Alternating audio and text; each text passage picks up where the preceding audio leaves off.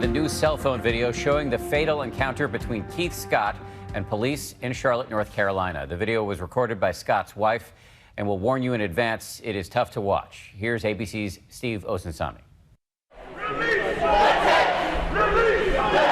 The pressure on Charlotte police is growing tonight, with calls for them to throw more light on a police shooting that's cast a shadow over the city. People are once again filling the streets, responding to this disturbing cell phone video. Don't you do it. Recorded by the wife of 43-year-old Keith Lamont Scott and shared by her attorneys. The recording does more to explain how Scott was killed than anything police have shared so far, but it also raises so many more questions. Tuesday afternoon, police are here to serve a warrant, but as they arrive, police say they see Keith Scott sitting in a car with a gun, and they react. Don't shoot him. You can hear the panic in her voice. When the video begins, Rekia Scott is already well away from the group of cars where police have their guns drawn and are shouting at her husband. You can hear her beg them not to shoot. He has no weapon. But in the video, you can't yet see her husband at this point, and no way to see if he has a gun. Police keep shouting that he has a weapon, telling him to put it down. Don't shoot him. He didn't do anything.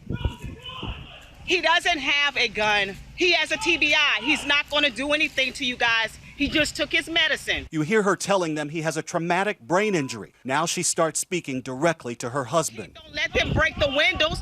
Come on out the car. Keith, don't do it. It's not clear in the video what she's now telling her husband not to do. Again, you can't see him, and the officers are still telling him to drop a weapon. Keith, don't you do it. Her cell phone keeps rolling during the tragic moment as she watches the gunfire bring her husband down. He better not be dead. He better not be dead. I know that much. And now, for the first time, we can see Scott clearly, but he's on the ground and officers are assessing his wounds. She then calls 911. Yes, we're over here at 9453 Lexington Court. These are the police officers that shot my husband, and he better live. He better live, because he didn't do nothing to them. That's okay. Did y'all call the police? Did y'all call an ambulance? Scott could not be saved. He was taken to the Carolinas Medical Center, where he was pronounced dead.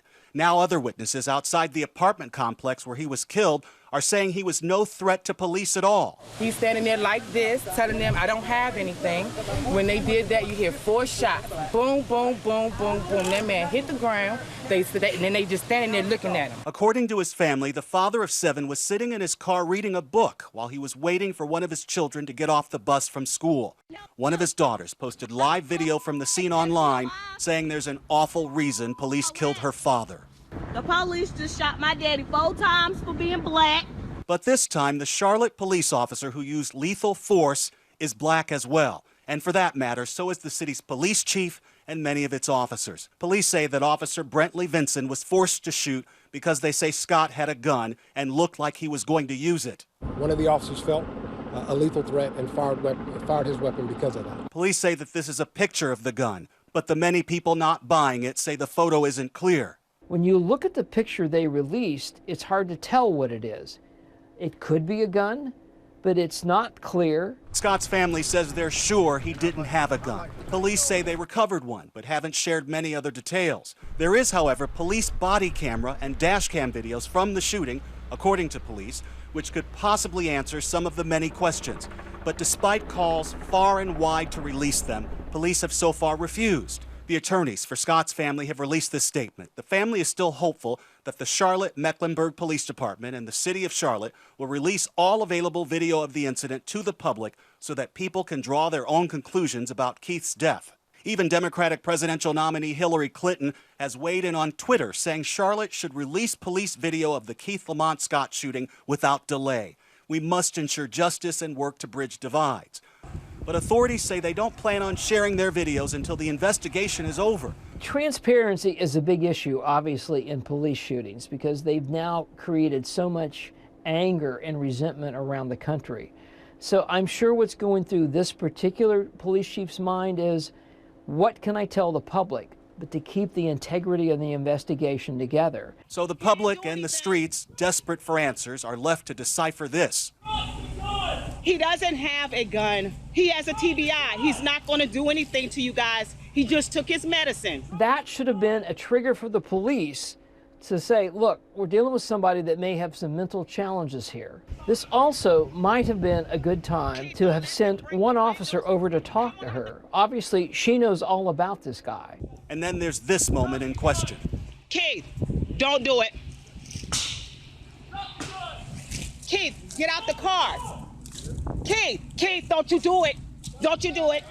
Keith. Now, we don't know what she's talking about, but it sounds like to me Keith now has stepped out of the pickup truck and has something in his hand, the presumption being a gun. After the shooting on Tuesday, hundreds took to the streets in anger. They set fires and smashed police cars. The night air filled with smoke and tear gas. From the sky, you could see the battle between police and the crowds, images that have grown all too familiar in a nation used to reacting to deadly police encounters. Wednesday night, those protests took a deadly turn. Shots fired. Police say someone in the crowd started shooting, and then a young man who came to march was seriously wounded. Justin Carr later died in the hospital. City officials say the police didn't fire any live rounds. And then on Thursday, officers themselves were injured. Overall, we had one officer who was treated for a minor hand injury, 2 who were treated after being sprayed with some chemical agent by some protesters. 1 National Guard member was treated by medic for a minor injury. What's happening in North Carolina is just the latest flashpoint in a violent summer of controversial police shootings where the victims are African American. He's got his hands up there for her now. Last Friday in Tulsa, Oklahoma, 40-year-old Terrence Crusher, seen on this video walking towards his car with his hands up, was shot by a police officer. Officer Betty Shelby told homicide detectives in an interview, "I was never so scared in my life as in that moment right then." Yesterday, that officer was charged with manslaughter in the first degree. She turned herself in and was released on a $50,000 bond. She has not yet entered a plea. In July, the shootings of Alton Sterling in Baton Rouge and Philando Castile in Minnesota. Once again, video from a cell phone recorded their deaths for all to see.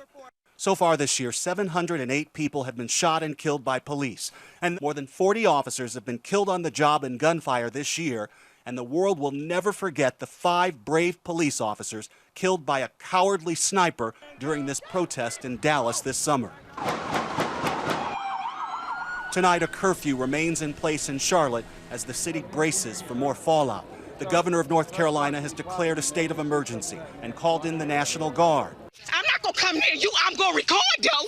I think there are a number of circumstances where police are being less aggressive or even proactive because of the concern of being videotaped and then that videotape being used against them. Cameras may be in every pocket and are certainly bringing many of these shootings to light, but they haven't ended them or encouraged more trust.